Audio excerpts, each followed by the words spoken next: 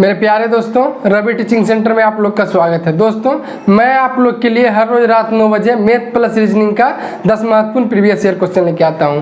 पहला 5 क्वेश्चन 1 से 5 तक, पहला 5 क्वेश्चन मैथ का रहता है जो 5 अलग चैप्टर से रहता है, और आखिरी का 5 क्वेश्चन 6 से 10 तक रीजनिंग का रहता है जो 5 अलग चैप्टर से रहता है। आप लोग हर रोज रात 9 बजे, सिर्फ संडे को छोड़ करके रोज रात 9 बजे मेरे साथ कॉपी और पेन लेके बैठिए। आप लोग 10 क्वेश्चन का आंसर पहले खुद से सोल्व करने की कोशिश किया कीजिए, उसके बाद सोल्यूशन देखिएगा आपका 10 में से कितना नंबर आ रहा है। आप लोग समझिए ना, डेली 10 चैप्टर सोल्व कीजिएगा, 5 मैथ का और 5 रीजनिंग का। आइए हम लोग आज का क्लास स्टार्ट करते हैं। देखिए पहला नंबर क्वेश्चन क्या बोल रहा है। पहला नंबर क्वेश्चन देखते हैं क्या है। ये वर्ग है, 3 दिया हुआ है यहाँ पे क्यूब के रूप में, ठीक है। और क्या है, 4 है, 12 बटे कितना है 125, ठीक है। इतना दिया हुआ है, इसको क्या बोला, इतना का सरलीकृत मान क्या होगा, इतना का सरलीकृत मान क्या होगा। क्वेश्चन को आप लोग पहले खुद से सोल्व करने की कोशिश किया कीजिएगा, उसके बाद ही मेरा सोल्यूशन देखिए तो ये वर्ग में नहीं है, ये क्यू में दिया हुआ है, क्योंकि यहाँ पे 3 लिखा हुआ है। यहाँ पे समझिए, यहाँ पे 3 लिखा हुआ है तो ये समझिए क्यू के फॉर्म में है। चलिए पहले इसको सोल्व करते हैं। देखिए तो 125 को 4 बार पढ़िए, कितना हो जाएगा, 100 को 4 बार पढ़िएगा 400, 25 से 100 500, अब 12 जोड़िएगा कितना हो जाएगा 512।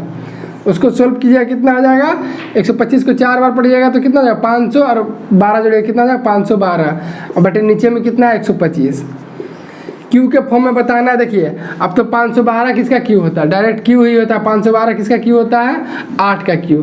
देखिए आप लोग 20 से 30 तक कम से कम स्क्वायर और क्यू जरूर याद रखा कीजिए। 512 किसका क्यू होता है, डायरेक्ट 8 का क्यू, और 125 किसका क्यू होता है 5 का। 512 8 का क्यू होता है और 125 5 का क्यू होता है। क्यू ही निकालने बोल रहा है, ठीक है, क्यू ही निकालने बोल रहा है। तो क्या हो जाएगा, 512 क्यू कितना हो जाएगा 8, और 125 का क्यू हो जाएगा 5। यही आंसर हो जाएगा इसका पूरा। इसको हम लोग सोल्व किए, कितना आ गया आंसर 8/5। किस ऑप्शन में है देखिए तो, अच्छा ऑप्शन इस फॉर्म में दिया हुआ है, इसको सोल्व कीजिए।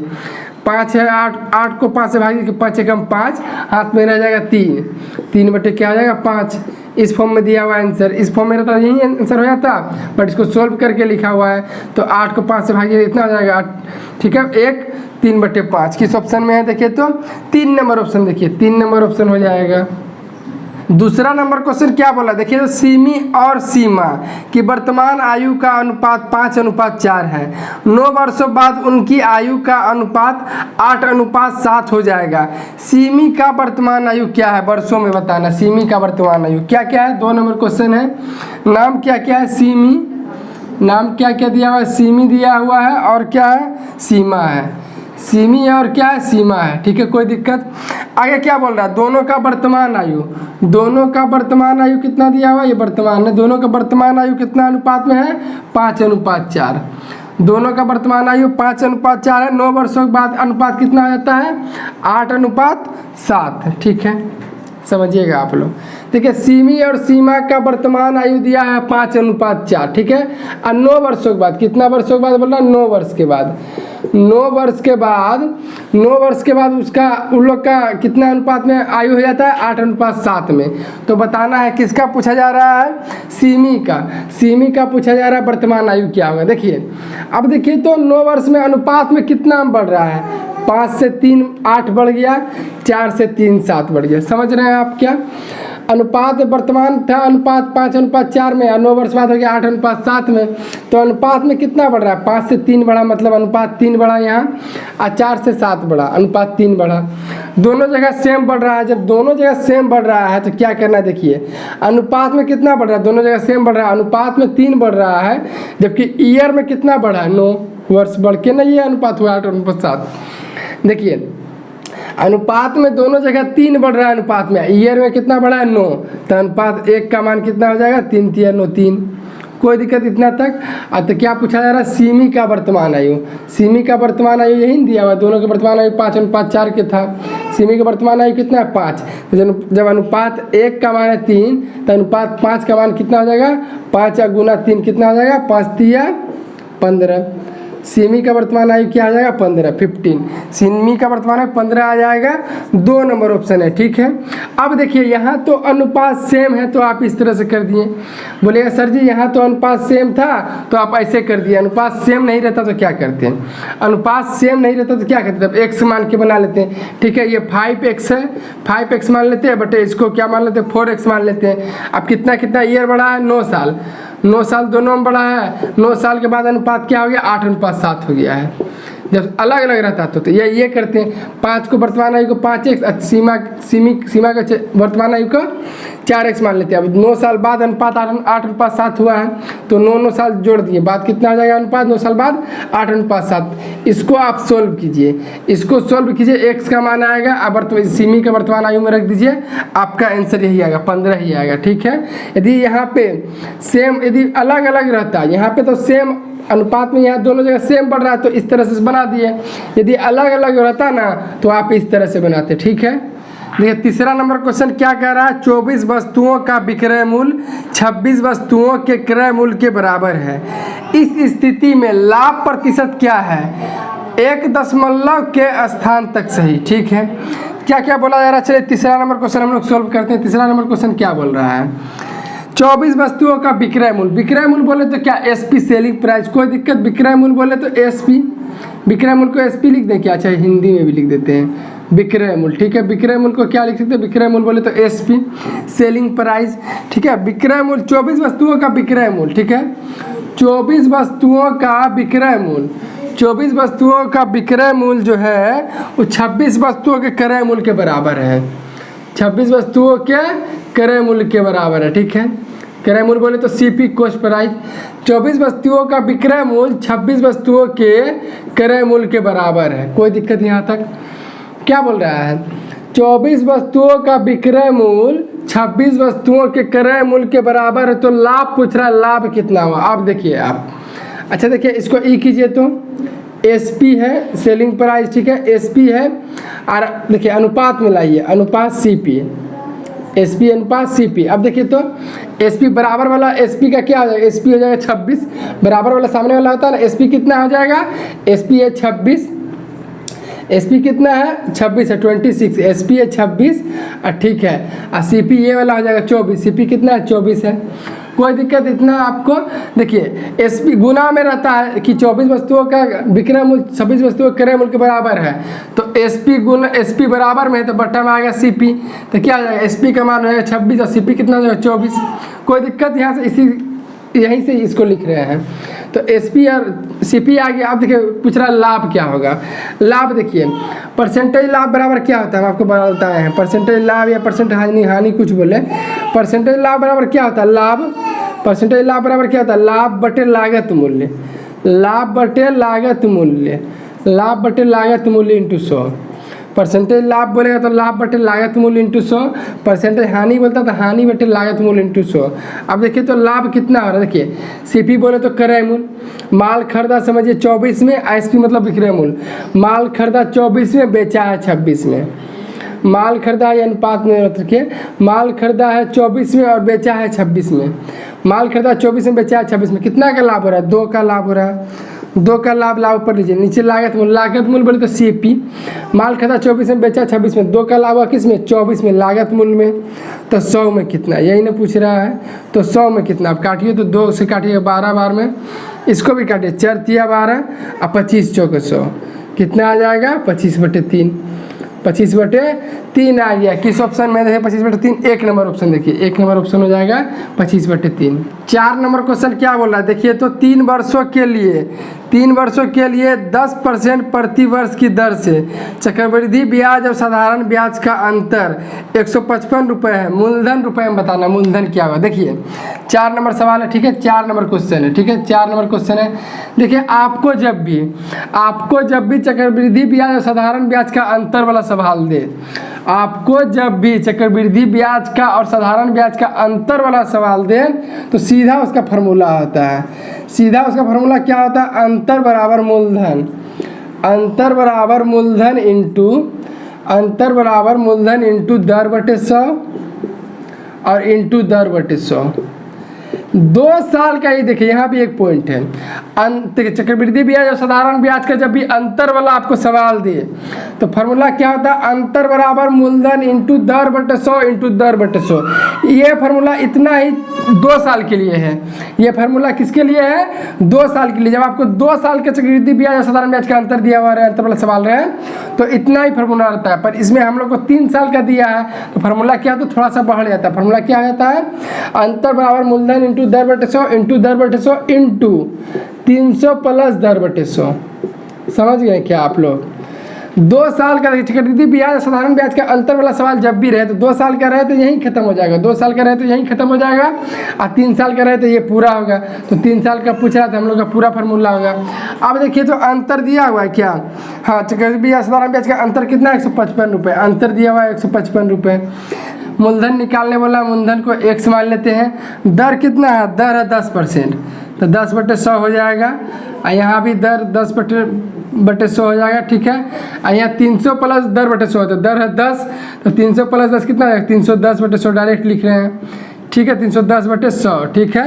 155 था अंतर, इसको सोल्व कीजिए। अब देखिए तो 1 0 1 0 2 शून्य खत्म, कोई दिक्कत। अब देखिए सीधा काटे तो 155 को 2 बार में काटे, 155 दूना कितना होता है, 155 दूना होता है 310। अब 2 से इसको काटिए, 2 से काटिए 50 बार में।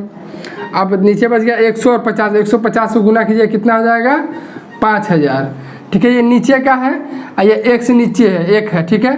तो ऊपर नीचे गुना होगा तो 5000 ऊपर जाके यहाँ 1 है, कुछ नहीं तो 1 है, 5000 ऊपर जाके 1 से गुना होगा 5000 हो जाएगा, 1 से नीचे 1 से गुना होगा 1 हो जाएगा, x बराबर कितना आ जाएगा, 5000। x किसको माने थे हम लोग, मूलधन को। यही पूछ भी रहा था, मूलधन कितना होगा, मूलधन होगा 5000, ठीक है। किस ऑप्शन में है 5000, देखिए तो मूलधन कितना हो जाएगा, 5000। किस ऑप्शन में है, 4 नंबर ऑप्शन, 4 नंबर ऑप्शन में है 5000। देखिए जब भी आपको चक्रवृद्धि ब्याज साधारण ब्याज में अंतर वाला सवाल दे तो आप लोग फार्मूला याद रखिएगा, अंतर बराबर मूलधन इंटू दर बटे 100 इंटू दर बटे 100। 2 साल तक बोलेगा तो फार्मूला यहीं तक खत्म कर देना है, और 3 साल का बोले तो इंटू 300 प्लस दर बटे 100 कर दीजिए, ठीक है। हम लोग 3 साल बोल रहा था इसलिए पूरा फार्मूला हो जाएगा। कितना आ गया मूलधन, 5000, 4 नंबर ऑप्शन हो जाएगा। 5वां नंबर क्वेश्चन देखिए तो क्या बोल रहा है, यदि 3 पे पावर 10, 5वां नंबर क्वेश्चन क्या बोल रहा है, देखिए तो यदि 3 पे पावर 10 इंटू क्या है 27 पे पावर 2 बराबर क्या दिया हुआ है, 9 पे पावर 2 इंटू 3 पे पावर n हो तो n का मान क्या होगा, n बराबर वाट। यही पूछा जा रहा है, देखिए यही पूछा जा रहा है आप लोग से। 3 पे power 10 into 27 power 2, 9 power 2 into 3 पे पावर n, तो पूछ रहा है n का मान, इसे n का मान पूछ रहा है, वाट क्या होगा, ठीक है। देखिए तो सोल्व कीजिए। अब देखिए तो 3 पे पावर 10 होगा, ठीक है, इंटू 27 को कितना लिख सकते हैं, 3 पे पावर 3, 3 का क्यू होता है 27, अब बट पावर में है 2, कोई दिक्कत। 27 को इतना लिख सकते हैं 3 पे पावर क्यू, 3 पावर 3 का 3 पावर 3 कितना 27, ऊपर में अब 2 लिख दिए, बराबर कितना आ जाएगा। अब 9 देखिए 3 का स्क्वायर होता है 9, अब इसको ऐसे लिख सकते हैं, ऊपर में 2 लिख दिए, गुना कितना आ जाएगा 3 पे पावर 9, ये 3 पे पावर n, ठीक है। अब आगे चलिए, देखिए कितना हो जाएगा, 3 पे पावर 10 इंटू, अब देखिए तो ये वाला पावर वाला दोनों आपस में गुना होता है, 3 पावर कितना हो जाएगा, 3 दूना 6 बराबर, ये 2 पावर आपस में गुना हो जाएगा, 2 दूना कितना हो जाएगा 4, 3 पावर 4 इंटू कितना हो जाएगा 3 पावर n, ठीक है। अब देखिए एक चीज़ आप लोग जानते होंगे, बेस समान हो तो पावर जुटता है, बेस समान हो यदि तो पावर जुटता है, तो बेस समान है 3 3, बेस समान है पावर जुटेगा, डायरेक्ट हम लिख देते हैं बेस समान है तो पावर जुटेगा। 10 और 16 को जोड़िए, 10 और 6 को जोड़िए, कितना आ जाएगा 16, कोई दिक्कत। आप लोग जानते हैं बेस समान हो तो पावर जुटता है, ठीक है। 10 और 6 कितना हो जाएगा 16, डायरेक्ट लिख दिए। अब फिर देखिए इधर भी बेस समान हो तो पावर जुटेगा, बेस समान हो तो पावर जुटता है। अब 4 है, अब प्लस n है, इसको तो n को जोड़ना पाइएगा। इधर बेस समान था पावर जुटे, 10 6 कितना 16 हो गया, इधर एक बेस समान पावर जुटेगा, 4 प्लस n हो गया। अब देखिए तो दोनों तरफ बराबर आना चाहिए, कोई भी चीज़ बराबर में होता है तब ना LHS बराबर RHS होगा, ठीक है। 3 पावर 16 है तो इधर भी 3 पावर 16 होना चाहिए, जब 3 पावर तो इधर 4 है ये है, तो n को क्या लिखिएगा जो 3 पावर 16 हो जाएगा। देखिए 3 पे पावर 16 बटे 3 पावर, यदि 4 है n को क्या लिखिए 16 होगा, यदि n को आप 12 लिखिएगा, यदि n को 12 लिखिएगा तो इधर भी देखिए 12 प्लस 4 कितना हो जाएगा 16, 3 पावर कितना हो जाएगा 16, LHS और RHS बराबर हो जाएगा। मतलब n की जगह में क्या रखना पड़ेगा, n की जगह में 12 रखिएगा तो 12 4 कितना हो जाएगा 16 हो जाएगा।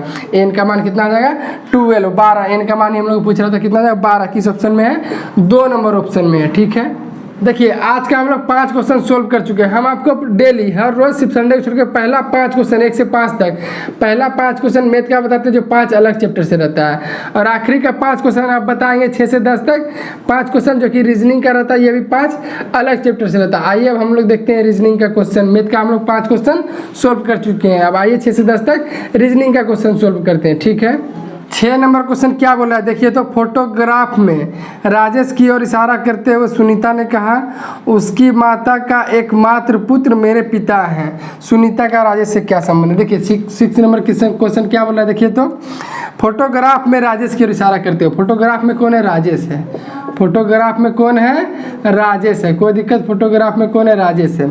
फोटोग्राफ में राजेश की ओर इशारा करते हुए सुनीता ने कहा उसकी माता का एकमात्र पुत्र। अच्छा देखिए, फोटोग्राफ में राजेश की ओर संकेत करते हुए सुनीता ने कहा उसकी माता का एकमात्र पुत्र। अच्छा, इसकी माता का एकमात्र पुत्र तो यही होगा, इसकी माता का एकमात्र पुत्र तो यही होगा राजेश ही। तो क्या बोल रहा है, इसकी माता का एकमात्र पुत्र जो है, एकमात्र पुत्र मेरे पिता है। अच्छा, सुनीता का पिता है, सुनीता का क्या है, ये पिता है। समझ रहे हैं आप बात को? देखिए सुनीता राजेश की ओर, फोटोग्राफ में राजेश की ओर इशारा करते हुए क्या कहा, उसकी माता का एकमात्र पुत्र। अच्छा, राजेश का माता का एकमात्र पुत्र खुद राजेश होगा, उसकी माता का एकमात्र पुत्र मेरे पिता है। यही राजेश जो है सुनीता के मेरे पिता है, मतलब यही मेरे पिता है, सुनीता के पिता है। ठीक है, सुनीता के पिता है। तो आगे क्या पूछा जा रहा है, सुनीता का राजेश से क्या संबंध है? तो राजेश सुनीता को क्या बोलेगा, जब सुनीता का पिता है राजेश तो राजेश सुनीता को क्या बोलेगा, पुत्री बोलेगा, बेटी बोलेगा। किस ऑप्शन में है, 4 नंबर ऑप्शन में है पुत्री। ठीक है, देखिए तो 7 नंबर की क्या बोल रहा है, 7 नंबर क्वेश्चन देखते हैं। 7 नंबर क्वेश्चन क्या दिया हुआ है, यदि 17 + 17, यदि 17 + 17 बराबर कितना दिया हुआ है 2895। ठीक है, उसके बाद क्या है 18 + 18, 18 + 18 बराबर क्या दिया हुआ 324 और 5। ठीक है, आगे क्या दिया 19 + 19, 19 + 19 बराबर क्या दिया हुआ 361 और 5। तो और क्या पूछा है तब 23 + 23 बराबर वाट, 23 + 23 बराबर वाट, यही पूछा जा रहा है आपसे। देखिए आप देखिए तो पहले आप लोग क्वेश्चन को खुद से सोल्व किया कीजिएगा, उसके बाद सोल्यूशन देखिएगा। 17 + 17 बराबर 2895 दिया हुआ है, 18 + 18 3245 दिया हुआ है, 19 + 19 36 15 दिया हुआ है। तो 23 + 23 बराबर पूछा जा रहा है वाट क्या आ रहा है, पहले इस समय चेक करना पड़ेगा कैसे लिख रहा है, तब इसको लिखिएगा। देखिए तो क्या होता है 17 + 17 है तो 17 2 बार है, 17 का स्क्वायर कीजिए। 17 + 17 मतलब 17 2 बार है, 17 का स्क्वायर कितना होता है 289 289, 17 का स्क्वायर कितना होता है 289, 5 अपने मन से लगाइए, लगा दीजिए उसमें। 17 का स्क्वायर होता है 289, 5 अपने मन से उसमें ऐड कर दीजिए, सटा दीजिए। ठीक है, 18 + 18, 18 का स्क्वायर कितना होता है 324, 5 उसमें अपने मन से लगा दीजिए। उसी तरह से 19 का स्क्वायर कितना होता है 19 + 19 है, 19 का स्क्वायर कितना होता है 361, 5 अपने मन से लगा दीजिए। सब में देखिए सबका स्क्वायर हो रहा है, 5 अपने मन से सटा देना है। 23 का स्क्वायर कितना होता है 23 का स्क्वायर होता है 529, 23 का स्क्वायर कितना होता है 529, इसमें भी 5 अपने मन से लगा दीजिए। ठीक है, देखिए स्क्वायर और क्यूब 20 से 30 तक आप लोग जरूर याद रखा कीजिए, एग्जामिनेशन हॉल में आपका बहुत टाइम बचा देगा। और यदि आपको स्क्वायर नहीं याद रहता तो आप आंसर भी नहीं निकाल पाते, आपको पता ही नहीं रहता, जबकि 19 के स्क्वायर 361 होता है तो आपको समझ में भी नहीं आता कि क्या किया जा रहा है। उसी तरह से यहाँ पे क्या हो जाएगा 23 का स्क्वायर 529, अपने मन से 5 जोड़ दीजिए, कितना हो जाएगा आंसर 5295। किस ऑप्शन में है 2 नंबर में ऑप्शन में है 5295। देखिए तो 8 नंबर क्वेश्चन क्या बोल रहा है, 8 नंबर क्वेश्चन पहला क्या है, एक में कितना क्या दिया हुआ है कांस्य, एक में क्या दिया हुआ है कांस्य दिया हुआ है। ठीक है, एक में कांस्य दिया हुआ है, दूसरा में क्या दिया, दूसरा में क्या दिया टीन, दूसरा में टीन, तीसरा में क्या दिया हुआ है पीतल, तीसरा में क्या दिया हुआ है पीतल, और चौथा में क्या दिया हुआ है, चौथा में इस्पात। देखिए आपको इस टाइप के सवाल में क्या पूछा जाता है, आपको इसे बताना है भिन्न को चुनिए, भिन्न को चुनिए, विषम को चुनिए, अलग को चुनिए, असंगत को चुनिए, सबका मतलब एक ही होता है। उसका मतलब क्या होता है इन चारों में से 3 किसी प्रकार से सेम है, 3 किसी प्रकार से एक ही है, 3 का गुण एक ही लगभग कुछ भी मिलेगा ही, 3 का गुण एक ही मिलेगा। एक विषम मिलेगा, वही आपको चुनना है इन चारों में से। विषम कौन सा? देखिए तो कांच है, टीन है, पीतल और इस्पात है। क्या आ जाएगा विषम? 2 नंबर टीन। बोलेगा वो कैसे? देखिए टीन जो है एक धातु है, टीन क्या है? एक धातु है। टीन क्या है? एक धातु है, जबकि कांच, पीतल और इस्पात क्या है? एक मिश्र धातु है। विषम को जब कौन सा हो जाएगा? टीन हो जाएगा। 2 नंबर। कैसे? टीन जो है एक धातु है, जबकि कांच, पीतल और इस्पात क्या है? एक मिश्र धातु है। ठीक है, विषम हो जाएगा 2 नंबर टीन। 9 नंबर देखिए तो क्या बोल रहा है? एक आदमी 7 किलोमीटर दक्षिण की ओर जाता है और बाएं मुड़ जाता है। 5 किलोमीटर चलने के बाद वह दाएं मुड़ता है और 7 किलोमीटर चलता है। अब वह प्रारंभिक बिंदु से किस दिशा में? देखिए डायरेक्शन डिस्टेंस का सवाल है। ठीक है, डायरेक्शन एंड डिस्टेंस का सवाल है। देखिए डायरेक्शन एंड डिस्टेंस का सवाल जब भी रहे, डायरेक्शन एंड डिस्टेंस का सवाल जब भी रहे, आप लोग हमेशा एक चीज़ याद रखिएगा। डायरेक्शन एंड डिस्टेंस का सवाल जब भी रहे, NESW आप लोग हमेशा याद रखिएगा। NESW क्लॉकवाइज में याद रखिएगा। ठीक है, आप देखिए पूरब पश्चिम मान लीजिएगा, जिधर मन करेगा आपको पूरब के उल्टा मान लीजिएगा पश्चिम, आप पूरब पश्चिम मान लीजिएगा, लेकिन आपको उत्तर दक्षिण मानने में कंफ्यूज हो जाएगा। इसलिए NESW क्लॉकवाइज में याद रखिए। N बोले तो नॉर्थ उत्तर, E बोले तो ईस्ट पूरब, S बोले तो साउथ दक्षिण, W बोले तो वेस्ट पश्चिम। देखिए अब आपका जिधर मन करे पूरब पश्चिम उत्तर दक्षिण मान लीजिए, हम लोग नीचे ही पूरब मान लेते हैं, कोई दिक्कत। ईस्ट के उल्टा में होता है वेस्ट। हम आपको बोले हैं NESW याद रखिएगा। NESW यहाँ पे क्या लिखिएगा? N क्लॉकवाइज में घड़ी की दिशा में NESW याद रखिएगा। N तब ना E होगा, तब ना NESW होगा। ठीक है, क्लॉकवाइज में NESW याद रखना है। चलिए अब सवाल में चलते हैं, क्या बोल रहा है? एक आदमी 7 किलोमीटर दक्षिण की ओर, दक्षिण किधर माने? इधर माने 7 किलोमीटर दक्षिण की ओर, 7 किलोमीटर दक्षिण की ओर आ गया और चलता है और बाएं मुड़ जाता है, बाएं मुड़ जाता है। ठीक है, और बाएं अब इधर से आ रहा है, इधर से आ रहा है इधर, तो ऊपर दाएं होगा, नीचे बाएं होगा। बाएं मुड़ जाता है और बाएं मुड़ जाता है और 5 किलोमीटर चलने के बाद बाएं मुड़ता है और 5 किलोमीटर चलने के बाद फिर चलने के बाद वह दाएं मुड़ता है। आप देखिए ऊपर से आ रहा है तो उधर बाएं हो जाएगा और इधर दाएं होगा। दाएं मुड़ता है और 7 किलोमीटर चलता है, दाएं मुड़ता है और फिर इधर 7 किलोमीटर चलता है। ठीक है, अब क्या बोल रहा है? अब वह प्रारंभिक बिंदु से किस दिशा में है? प्रारंभिक बिंदु ये था उसका, यहाँ से इसका दिशा पूछ रहा है। आप देखिए तो यहाँ से इसका कौन दिशा है? ये वाला दिशा तरफ आ रहा है। यहाँ से दिशा कौन है? ये वाला दिशा। ये वाला दिशा किस क्या पड़ रहा है? ईस्ट और साउथ के अंदर, बोले तो पूरब और दक्षिण के अंदर। क्या हो जाएगा आंसर? पूरब और दक्षिण। क्या हो जाएगा आंसर? पूरब और दक्षिण। किस ऑप्शन में? देखिए तो पूरब दक्षिण। किस ऑप्शन में? पूरब दक्षिण, दक्षिण पूरब। 3 नंबर ऑप्शन में है दक्षिण पूरब। ठीक है, 10वां नंबर क्वेश्चन देखिए तो 10वां नंबर क्वेश्चन क्या कह रहा है? 5 है, 16 है। ठीक है, उसके बाद क्या है? 51, 51 है। उसके बाद क्या है? 158 है। तो पूछा जा रहा है वाट यहाँ पे क्या होगा? ठीक है, यही है क्वेश्चन, यही है क्वेश्चन। 5 है, 16 है, 51 है, 158 है। तो यहाँ पूछा जा रहा है वाट क्या होगा? क्वेश्चन सबको पहले आप लोग खुद से सोल्व करने की कोशिश कीजिएगा, उसके बाद ही सोल्यूशन देखा कीजिएगा। ठीक है, देखिए तो 5 को क्या कीजिएगा जो 16 बनेगा? 5 को क्या कीजिएगा जो 16 बनेगा? 5 को 3 से गुना कीजिए और 1 जोड़ दीजिए। 5 या 15 और 1 16, कोई दिक्कत। चलिए 16 को क्या कीजिए जो 51 बनेगा? 16 को 3 से गुना कीजिए, 16 या 48 और 3 जोड़ दीजिए।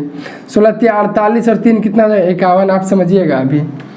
अब 51 को क्या कीजिएगा? 158 होगा। 51 को भी 3 से गुना कीजिए, कितना हो जाएगा? 51 तिया देखिए तो 3 का 3, 5 या 15, 153।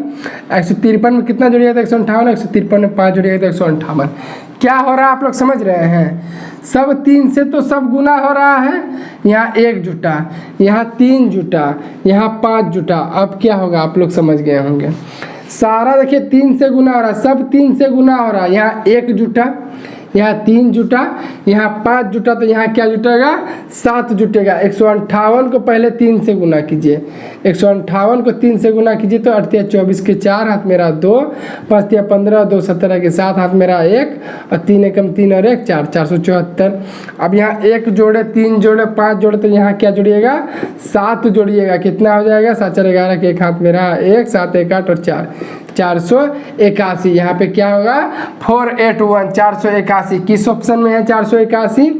एक नंबर ऑप्शन में है 481, यही आंसर हो जाएगा। देखिए आज का हम लोग 10 महत्वपूर्ण प्रीवियस ईयर क्वेश्चन, सारा प्रीवियस ईयर क्वेश्चन है वही 2016 से लेकर के अभी तक के एग्जाम्स में पूछा गया क्वेश्चन है। देखिए हम आपको रोज रात 9 बजे सिर्फ संडे को छोड़ करके पहला 5 क्वेश्चन मैथ का बताते हैं जो 5 अलग चैप्टर से रहता है, पांचों क्वेश्चन 5 अलग चैप्टर से, और आखिरी का 5 क्वेश्चन 6 से 10 तक रीजनिंग का रहता है जो कि 5 अलग चैप्टर से रहता है। आप लोग रोज रात 9 बजे सिर्फ संडे को छोड़ करके आप लोग रोज रात 9 बजे मेरे साथ कॉपी और पेन लेके बैठिए, ठीक है। आप लोग रोज रात 9 बजे मेरे साथ कॉपी और पेन लेके बैठिए और 10 क्वेश्चन का आंसर पहले आप लोग खुद से सोल्व करने की कोशिश कीजिए, देखिए कि आपका 10 में से कितना नंबर आ रहा है, ठीक है। आपका डेली प्रैक्टिस भी होता रहेगा। वीडियो अच्छा लगा तो चैनल को सब्सक्राइब कीजिएगा, अपने दोस्तों के साथ शेयर जरूर कीजिएगा। मिलेंगे नेक्स्ट क्लास में, तब तक के लिए जय हिंद जय भारत।